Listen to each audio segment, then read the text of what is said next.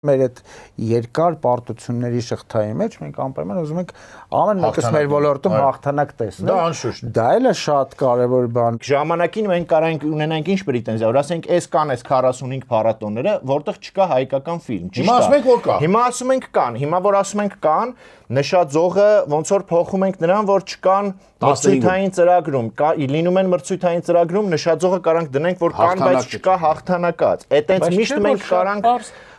բարձրացնենք այդ նշաձողը ու հիվանդ համարենք իրականություն։ Չենք համարում, ես ասում եմ ինչի չունենք։ Ինչի չունենք, մենք պետքա սթափ գնահատենք ու հասկանանք պատճառները։ Հա, հիմա ես էլ հակադարձել եմ, բայց ժամանակին մենք այդ չունենք։ Մի հատ բարձր ով ասեց 10 թվին ին ֆիլմը եղել է Ռոտերդամում խաղարկային ֆիլմ մրցույթում։ Չէ, ես չեմ ասում Մոսկվայում ակարգի մրցույթ։ Ես նկատի ունեմ ֆիլմ, ես նկատի ունեմ ֆիլմերի քանակ, որոնք կարող մենք միշտ ունեցել ենք։ Եվ ո՞նց ենք միշտ ունեցել։ Դե ես բերեցի օրինակները։ Օրինակը, չէ, օրինակ բերեցիք, ոչ թե օրինակներ, իսկ ես բերեցի բազում օրինակներ։ Դուք բերեցիք փաստագրական ֆիլմերը, եւ ես բերեցի տարբեր ֆիլմեր, որի մեջ կար Կաննի խաղարկային, Բերլինի խաղարկային, Հայաստանում փոքրամասնություն է, հայկական ինդուստրիայի կապ չունի։ Միայն